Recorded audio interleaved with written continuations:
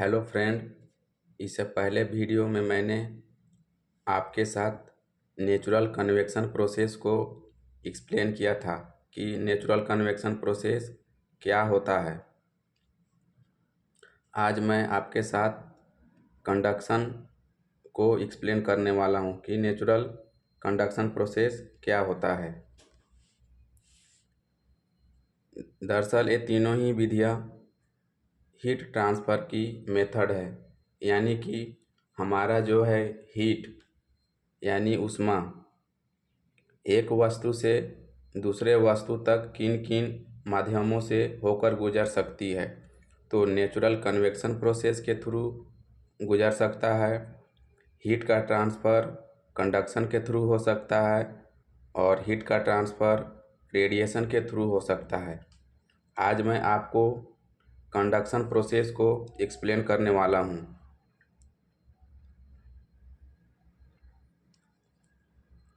जब किसी पदार्थ का तापमान बढ़ता है तो उसके कणों में गति उत्पन्न हो जाती है, यानी कि वह अपना स्टेबल स्टेट को छोड़ देते हैं और वो एक्साइटेड स्टेट में चले जाते हैं।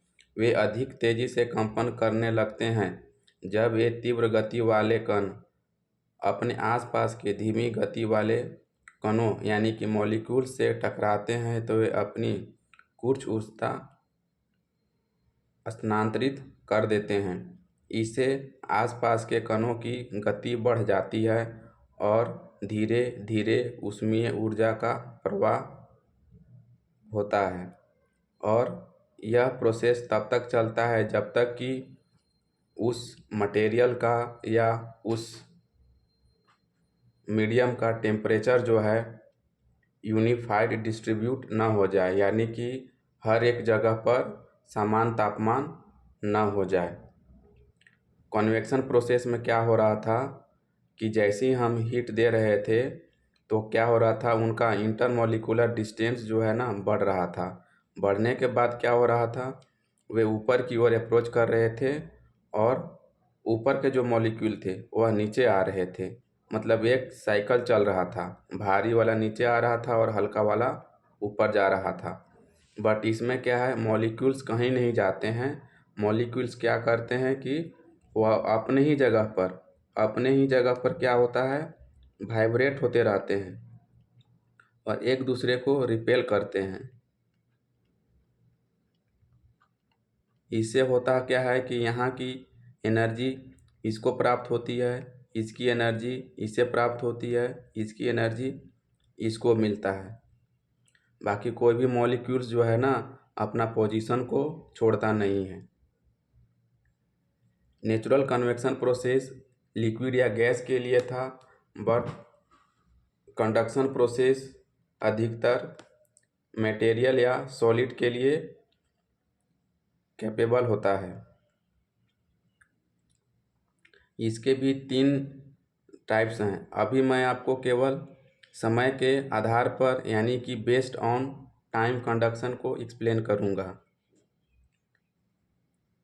तो पहला है इसमें स्थिर अवस्था चालन, यानी कि उसकी जो हीट ट्रांसफॉर्मेशन का जो डायमेंशन है समय के साथ में केवल एक डायमेंशन में ही होगा। इसमें समय के साथ तापमान में कोई बदलाव नहीं होता है, यानी कि टाइम जो 0 टाइम अभी है, फिर 5 सेकंड के बाद 10 सेकंड के बाद उस कहीं पे भी आप टेम्परेचर चेक करेंगे आपको सेम मिलेगा। वस्तु के किसी भी बिंदु पर तापमान हमेशा क्या रहता है, हमेशा एक समान बना रहता है। उदाहरण है कि हमारा रूम को हम क्या करते हैं, खिड़की दरवाजे बंद रहते हैं तो हमारा टेम्परेचर रूम का स्टेबल रहता है। जैसे कि मनुष्य जनरली 36.5 डिग्री सेल्सियस पे हम लोग रहते हैं, तो हमारे रूम का टेम्परेचर भी इसी के आसपास होना चाहिए।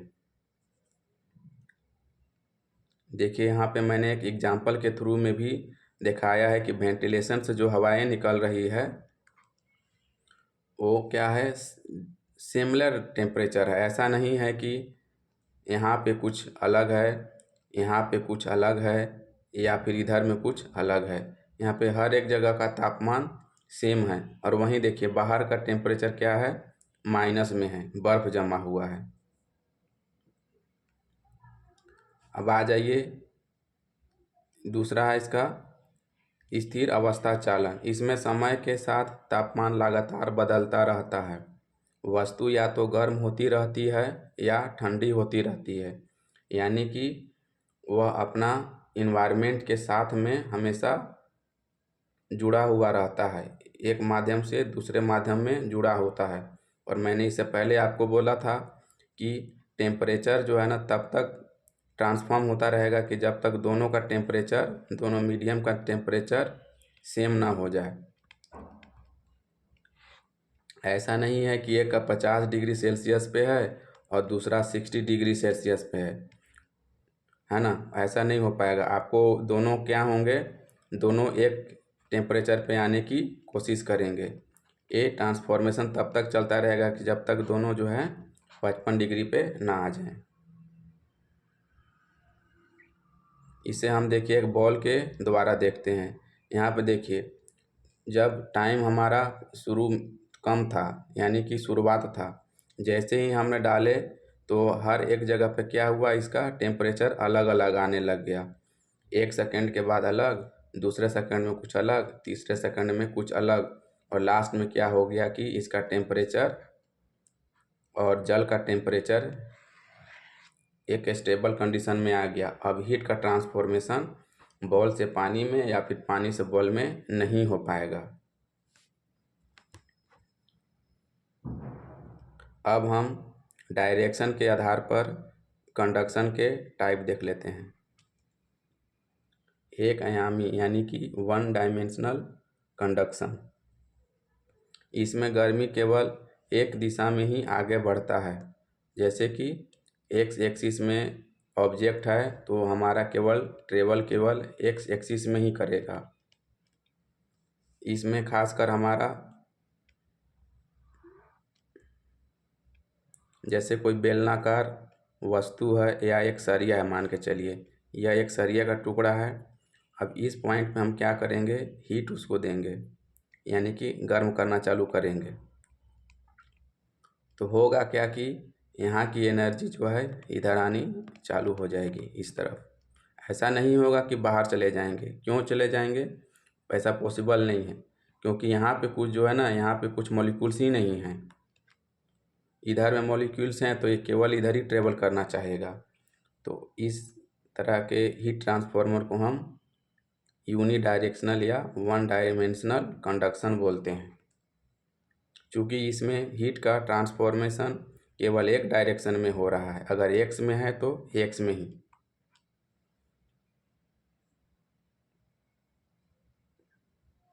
अब द्विआयामी गर्मी एक साथ दो दिशाओं यानी कि लंबाई में और चौड़ाई में दोनों में फैलती है।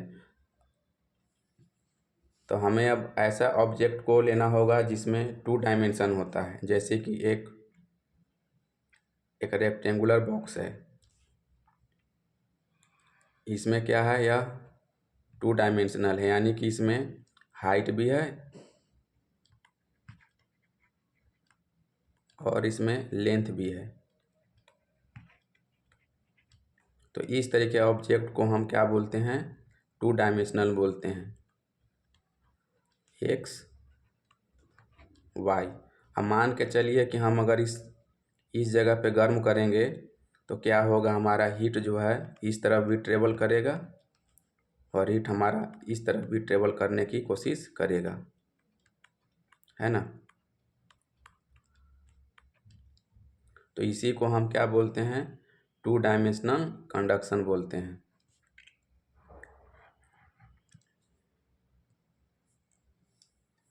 इसको हम एग्जाम्पल से भी आप देख पाइएगा कि जैसे ही हमने इसको गर्म करना चाहा तो गर्म धीरे धीरे धीरे हुआ और इस यहाँ की हीट जो है पूरी तरह से इधर इधर डिस्ट्रीब्यूट होना चालू हो गई। ऐसा नहीं हुआ कि यह हीट ऊपर चला गया, हीट कभी भी ऊपर नहीं जा रहा है।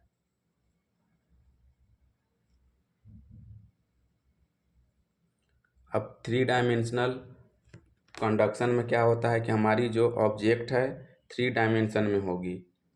और 3 डायमेंशन में यानी कि एक्स एक्सिस में, वाई एक्सिस में और जेड एक्सिस में।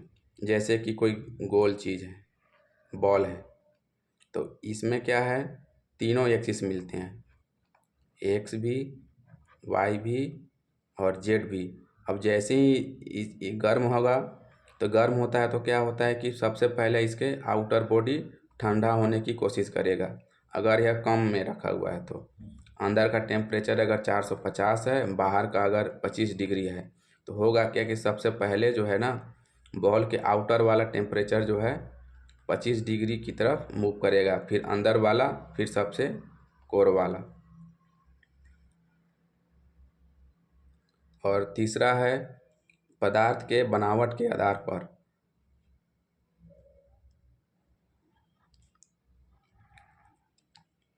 अब देखिए, मैंने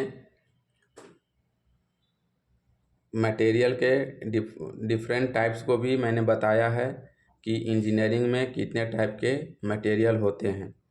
2 टाइप के मटेरियल होते हैं, एक आइसोट्रोपिक और एक एनिसोट्रोपिक। आइसोट्रोपिक में क्या होते हैं, इसके सभी मॉलिक्यूल्स जो होते हैं ना, सभी डायरेक्शन में समान होते हैं। और एनिसोट्रोपिक में क्या होते हैं कि इसके जो मॉलिक्यूल्स होते हैं हर एक डायरेक्शन में अलग अलग होते हैं। तो मान के चलिए जिसके मॉलिक्यूल अलग अलग डायरेक्शन में अलग अलग हैं, तो उसमें हीट का ट्रांसफॉर्मर भी अलग अलग होगा, और जो सिमिलर है उसमें हीट का ट्रांसफ़र रेट भी सिमिलर होगा। तो लोहे और पानी, इसमें गर्मी सभी दिशाओं में एक समान गति करता है, क्योंकि पदार्थ अंदर से हर एक जगह पर एक जैसा ही होता है। जैसे कि ग्लास है भी है, ग्लास है, ग्लास के आप किसी भी दिशा में अगर मॉलिक्यूल्स देखेंगे तो समान डिस्ट्रीब्यूशन उनका रहता है।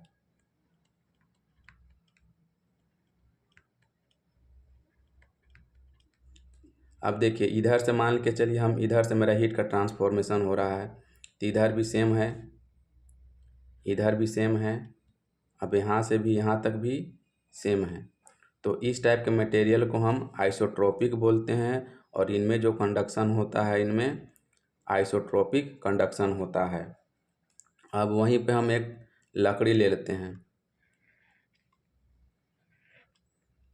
तो जब लकड़ी को आप क्रॉस सेक्शनल काटिएगा तो उसमें लेयर मिलेंगे, इस टाइप के लेयर मिलेंगे, इस टाइप के लेयर।